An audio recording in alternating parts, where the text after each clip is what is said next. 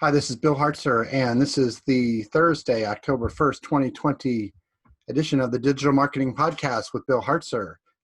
That have the distinct pleasure this afternoon of having Beck Power from Power Creative Media here this afternoon. We're going to talk a little bit about building authority on social media and repurposing content, leveraging different content mediums and so forth, and then a little bit about posting on social media. So welcome, Beck, this afternoon and to the podcast. Thanks for joining me. Tell me a little bit about yourself and your background and how you got into the industry. Yeah, so I'm Beck. I come from New Zealand. You can probably tell from my accent, and I have been working content marketing online for 8 or 9 years. Not quite as long as you, mate, honestly, Sure. But still feels like a while to me. And so content marketing, I'm so passionate about it because I just believe that people have so much to say, but it's often really hard to translate it into, getting someone to think, oh, that sounds really interesting, I need it. And so bridging that gap, it's a bit of copywriting, it's a bit of video, it's all types of things. And I find it really fascinating. Sure. So let's say, we have, let's talk a little bit about social media. I mean, we think about, social media as, sure, we have a website, and then, okay, well, social media is, initially, Twitter, Facebook, LinkedIn, and so forth. And, but do we really need to have, all those platforms and do all sorts of posts every day and so forth? Or can we kind of focus, I guess, on one particular one where our customers are at? Well, I think there's a benefit to having a presence on each platform, but it's overwhelming, isn't it, to think about posting on all of them all the time. I really think you've got to find, I love a fishing metaphor, you've got to find the right fishing hole, and it's got to be, right where all your clients are. There's one platform that will do that. You find the right one, and you don't need to spend a lot of time on all platforms, but putting sort of 80-90% of your effort into one platform and then spreading your time and around the other ones as you have to, maybe posting once a week or even every day if you've got enough content to do that. I certainly have a ton of content that I post all over the place, but I really, most of my effort goes into Facebook. So I think there's benefit to both, but putting 90% of your effort into one platform is the way forward. Sure. So how do we kind of choose a platform and then and kind of start building authority on that particular social media site? I mean, is it are we looking for engagement, or just or do we just want to do a lot of posts over and over, and put a lot of content and kind of hope that something sticks and we start to build that authority? Yeah, that's a great question. Well, I think building authority content, the first thing to realize is that most of us, if we've been online for more than a few months, we should have built up some content. We should have, if you haven't, create some, right? You've got to create some content that is for specifically your audience. If you have a few offers or one flagship offer or whatever, you've got some content hopefully talking about it. And so you can actually turn that content into more, like a ton more content, blog posts from videos, audios from videos. Most people would have like a video show or something, or most people who do could take that and turn it into a podcast, and often they don't do that. It's crazy to me. You've got all this audio sitting there and you're not just turning it into a podcast. You can pull quotes, you can pull little make little graphics. There's all types of content that you can use. And I think that showing your face every day on your main platform is the real key to having people know, like, and trust you, because they have to see you often. And so posting these different types of authority content that you already have and just need to leverage is really key. Yes, definitely. And it's not just posting blog post, links to your website over and over again. I mean, it's also, I find that, if there are certain, social media influencers or people who are just influencers in whatever industry, just actually engaging with them and actually just retweeting their stuff and making comments and so forth. And I've been able to, in my local market, I've gotten to know, if you will, I've never met them in person, but in fact, actually, it's been interesting because some of the local media, local journalists, they, they'll do a story. They'll be on the television. They'll be on the news. They will also tweet about their upcoming story. The maybe follow-ups. And I actually, even though it's not necessarily a story about my industry, I retweet and comment and so forth. And actually what happens is these local journalists kind of recognize my name and so forth. And after 10 or 15, 20 tweets over a couple of weeks, they look me up and say, hey, who is this guy? And they've actually, some of them turned to me and put me on the news in my local market because of the fact that I actually kind of got to know them on Twitter and so forth, and engaged in conversations with them.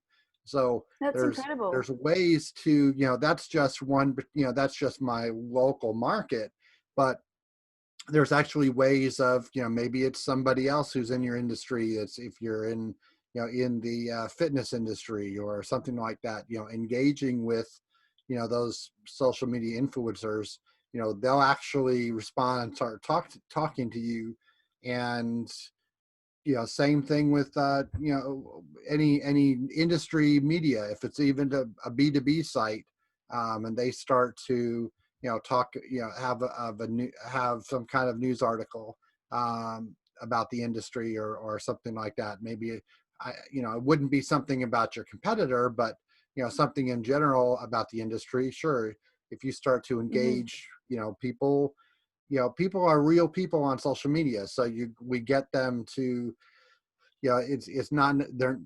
There's a lot of accounts that are bots, obviously, but there's, accounts where it's people like you and I, tweeting stuff, and, you do get responses, and it's, that's how you kind of, in my eyes, get, kind of some engagement going and a little bit more followers here or there. Well, you bring up a really good point, actually, because I think, I always talk about types of content that you post on social media that usually it's stuff from, that you already have that you're repurposing, or it's new stuff that you've made up. But, what you're saying about, you're talking about positioning yourself in your industry, because if you're constantly, retweeting people and like sharing other people's stuff who are in, industry leaders, what other people are thinking is that you're one of them, because you're positioning yourself regularly as the guy who knows what's going on in the industry. Sure. And so it's another way that you really can position yourself as an authority, not using your own content. Yes, exactly. I mean, so, you do need to sprinkle your own content in there, and unique content, and not just be one of these, accounts that's always just the only thing you post is an article and a link to your own website.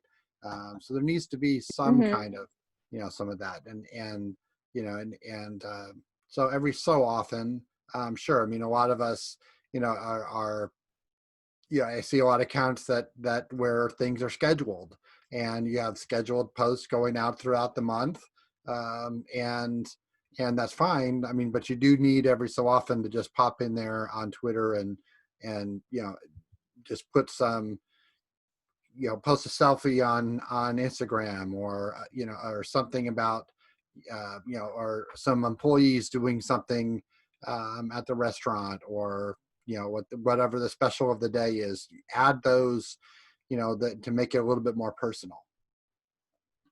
I think you're right, you got to post a variety of different things. Some of them are personal, some of them are values based, some of them are authority building, the sharing other people's things, and some of them I call bridging content. So that's the type of content that makes people go from, oh, this is great and fine, but this is what she does, it doesn't really apply to me, to, holy crap, I need this. Like, this is what I need. This is exactly what I need. And then they take action. So I just call that type of content bridging content. Things like testimonials, case studies, stuff like that. Sure. So how do you make, what is the process of I guess, how do you make the most of each piece of content? Let's say we do a research study or case study or something, or a great article about something, and we post it on our website. And so how do we take that and, ideally, when I do some kind of research or a case study or something, or even an article, my formula is that I'll post it on the website. I'll do a video, and then I have, obviously a video that I can maybe embed on that page as well, along with the content, but at the same time, maybe have even take some audio from it as well. But how do we make, once we have that content, how do we really make the most of it and amplify it? Yeah, so it's like squeezing all the juice that you can out of one piece of content, right? Because you've gone to all this effort to create it. You've got to get everything that you can out of it. And obviously, once you've done that, you would use it as many times as possible. But first, breaking it up into pieces. So one thing that we do in my agency is we create content for people. So we'll take their webinars or their trainings or their interviews, there's a really popular one, or their podcast episodes, and we'll take all of it and we'll chop it up into bits. Now it's going to sound like a lot of work, and it is, but once you get planned for it and you've got a good workflow, it works really well. So, taking a video and splitting off the audio, now it's a video and an audio. You can use two different things. We make audios, by the way, into they're called audiograms, like a video version of an audio. So you can actually use them on YouTube and things like that too, or anywhere really. And then we go through and pull out quotes for each of those as well. So each of the videos, or maybe each video has a couple of quotes out of it. And we'll take those quotes and we design up little graphics and put them on Canva as little quotes that the person has said.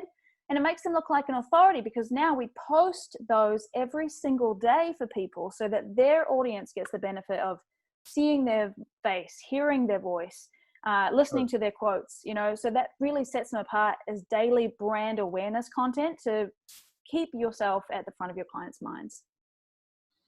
So posting, I mean, do we need to actually post every single day? And are we at the point where, where even, do we need to have somebody dedicated to posting 10, 12 times a day? I mean, what's the kind of the ideal mix at this point?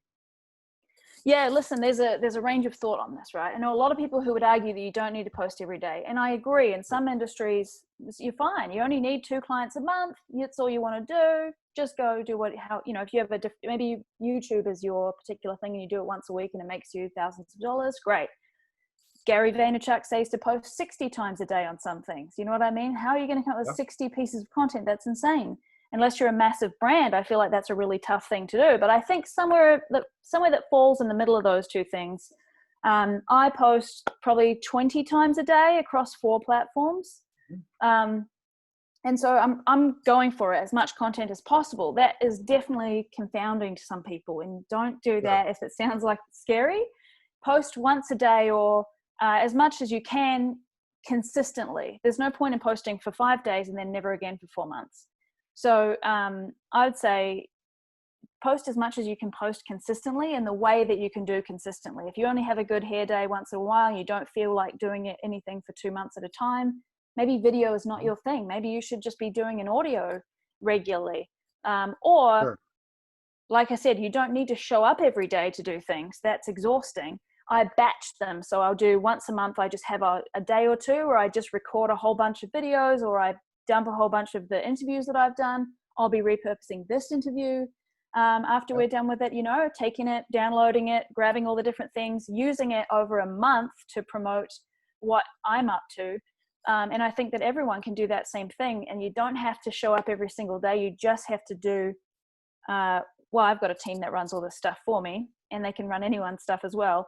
But we do, we repurpose the content that I've created over a day or two. And then it's, whatever it is, maybe 3 hours of content or something like that. And that will get us maybe 70, 80, 90 pieces of content. Sure. So you mentioned you do this, for that you meant do this for organizations and probably personal brands as well. Definitely. That it's definitely something that that I know that a lot of people haven't thought about is that, okay, let's go and we'll write a blog post, we'll do a research study. Well, we'll do the research, or we create a case study and we post it, and we're done. And that's where, you know, the original creation of that content, that's just the beginning of it, right? I mean, Exactly. that's, you know, that's actually, okay, let's just correct. That's just the big part of it. But again, over potentially, depending on how, you know, evergreen the content is, you know, and it could be actually promoted and slice and dice in all sorts of different ways. You can have, you know, have all sorts of different titles, all sorts of different descriptions, different quotes from the piece, you know, different video clips at different lengths and so forth. You know, to obviously take a 20-minute video and chop it down to, you know, 10 videos of 2 minutes, and then, you know, and, you know, and even more, you know, 20 additional 20 videos that are 1 minute long. You know, there's all sorts of different ways to do that, right? And then, you know, obviously, having some kind of content calendar of getting that amplified, as Exactly. You well. need a very good content calendar, that's for sure, to manage all of it. Yeah. So, So tell me a we, little bit about your business. A little bit about, you know, what services you provide, and how we can get in touch with you. yeah, sure. So the easiest way is to go to beckpower.me Okay, /call. sure. And that's where you can book a call with me. And I only talk about content. It's all I do. So I'm happy to jump on a call with anybody for free and talk about, you know, a content strategy for them, like if they're Okay, stuck or thinking how many times should I be posting, or where, or what, all that sure, type of stuff. Happy to help. And if you join the academy, which is where I talk about all this stuff and give away, all my freebies are in one place, which is yep, awesome. I got tired of sending them out to emails and then people were losing them and things. So it's all in sure. one place. It's an academy. That's at powercreativemedia.com. Okay, That's the name of my agency as well, Power Creative Media. And yeah, so we can repurpose content of any kind, and we post it most of the time as well for people, because I think the real point here is to get off of the content wheel where you're waiting until you need to post something to think of something to post. And sure. then you're like, oh God, what's it going to be? And then you make a decision and post something that you're not really happy with, or you don't post Yep. anything and then beat yourself up. So we take care of all that stuff for you, so you don't need to be on the content wheel anymore. Okay, sounds great. This has been the Digital Marketing with Bill Hartzer podcast, for Thursday, October 1st, 2020. Again, Beck Power, thank you again. Thanks so much for joining me this afternoon on the podcast. And again, the website, powercreativemedia.com. Thanks again, Beck. Thanks, Bill.